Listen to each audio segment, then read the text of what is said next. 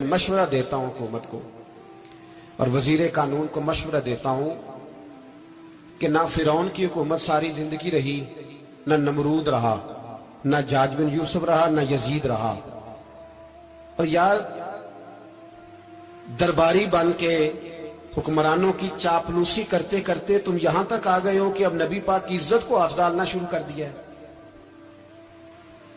और आप यकीन करें सियासी जमातों का इतना बुरा हाल है कि इनके लीडर के बारे में कोई बात करे तो पागल हो जाते हैं ये एहतजाज कर करके।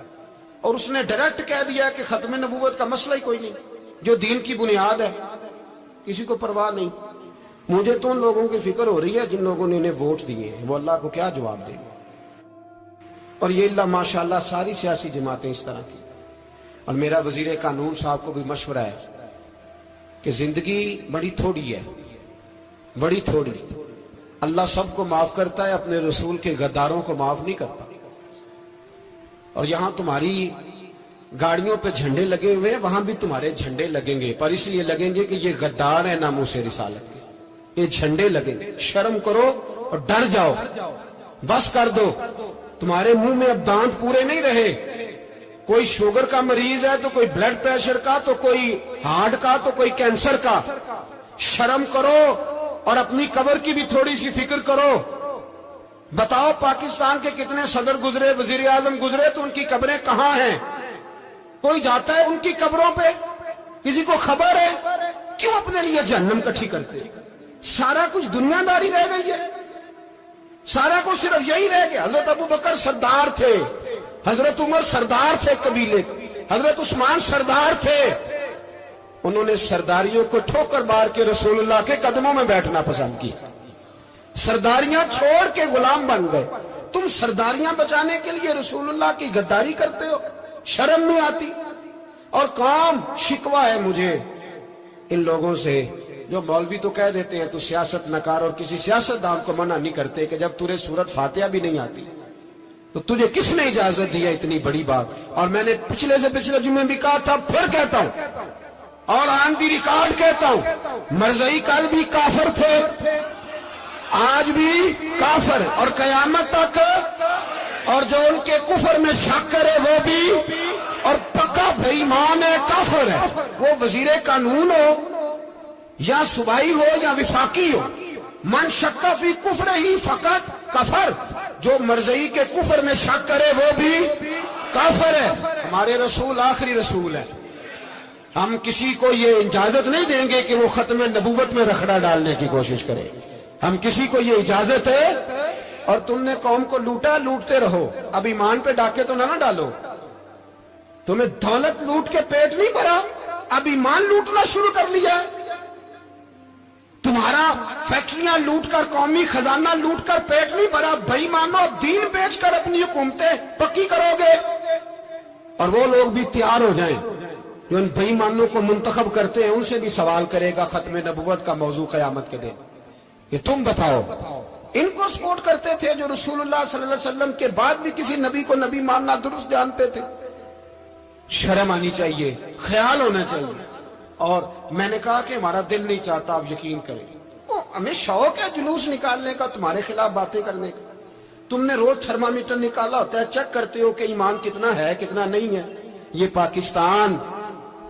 पाकिस्तान अगर सूबा सिंध है तो हजरत अब्दुल्ला शाह गाजी का है, अगर बलोचिस्तान है तो हजरत बाबा अब्दुल रहमान का है, और अगर पेशावर है तो वो सूफिया का है, और अगर ये धरती पंजाब है तो ये दाता अली अजमेरी की है, ये बाबा फरीदुद्दीन की है।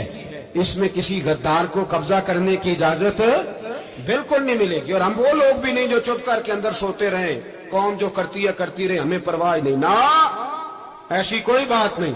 कोई बंदा ना समझे कि इन्हें होश नहीं, इन्हें पता नहीं, हमें सारा कुछ ही आता है। फिर अगर कल को कोई मुमताज कादरी पैदा हो गया तो शिकवा ना करना। कल को कोई फिर से आमर चीमा निकल आया तो शिकायत ना करना, याद रखना।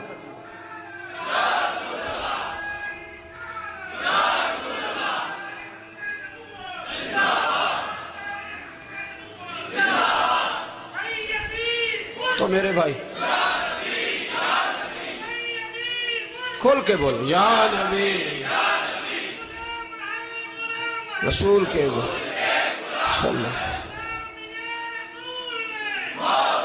تو یہ مشورہ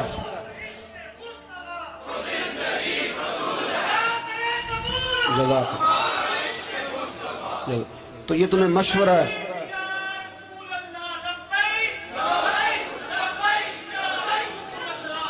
میری بات سن، یاد رکھیں یہ لوگ بعد میں پچھتاتے ہیں، پھر مناظرے کراتے پھرتے ہیں اس نے صحیح کیا کہ غلط کیا، پھر انہیں ہوش آتی ہے بعد میں، پھر ان کے ہواری نکل کے میدانوں میں دلیلیں دیتے ہیں. اس لیے ہمارا مشورہ ہے یہ کہ یہ اپنی حد میں رہیں، اور جو کام تمہارے ذمہ، میں نے کہا نا تم نے بڑا لوٹا، یہ قوم روز تمہیں موقع دیتی ہے لوٹنے کا، یہ موقع دیتی ہے، تو تم نے دولت لوٹ کے پیٹ نہیں بھرے، اب ایمان لوٹنے کے چکر میں آ گئے ہو. یاد رکھو مسلمان گناہگار ہیں، غدار نہیں ہے. تمہیں دولت لوٹنے کا تو شاید موقع مل گیا ہے، پر ایمان لوٹنے کا موقع نہیں ملے گا. تو اس لیے اس کو لگام دو. اور ویسے بھی کتا جو پالتو ہوتا ہے نا، اس کو گھر کے اندر سنگلی سے باندھ کے رکھنا چاہیے. یہ تمہارے بوٹ چاٹتے ہیں، بھونکتے ہیں تمہارے حق میں، وزارتیں لیتے ہیں. ہم نے تو کوئی وزارت نہیں لی تم سے، اور نہ ہمیں شوق ہے اس لیے کہ ممبری کیا کرنی ہے جس کو ممبر رسول عطا کر دیا جائے. اس نے کیا کرنی ہے یہ ممبریاں، اس کو پکا ممبر رسول دے دیا جائے. تو اس لیے اس سے باہر آؤ.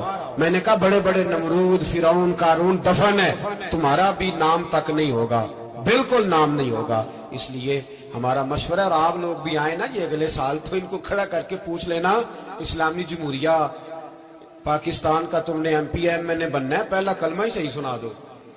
چلو خدا کا واسطہ یہی بتا دو کہ تمہیں نماز بھی ڈھب سے آتی ہے کہ نہیں. اور آپ کی موج ہے، آپ بٹھا لیتے ہیں سر پہ، کیا کریں، سمجھانے والے مفت گناہگار ہو گئے اور بہکانے والے سب تمہارے یار ہو گئے. اس لیے یہ چھیڑتے ہیں جان بوجھ کے. اور پھر جب کوئی ممتاز قادری علیہ رحمہ پیدا ہوتے ہیں، پھر انہیں دشواری ہوتی ہے، پھر ان کا جینا مشکل ہو جاتا ہے. یہ موقع دیتے ہیں، پتہ نہیں کس کے ایجنڈے پہ عمل کر رہے ہیں.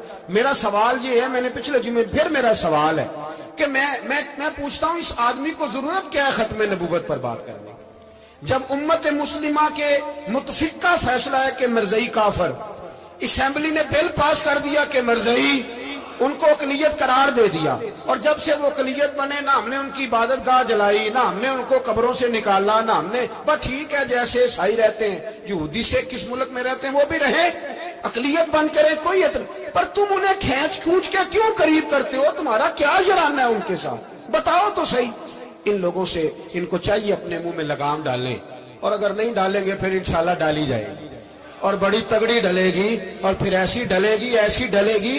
سلمان تاثیر جب مرا تھا نا تو 5-5 لاکھ روپیہ مولویوں کو آفر کی جنازہ پڑھاؤ، 5-5 لاکھ روپیہ چھوٹے چھوٹے مولویوں کو. اور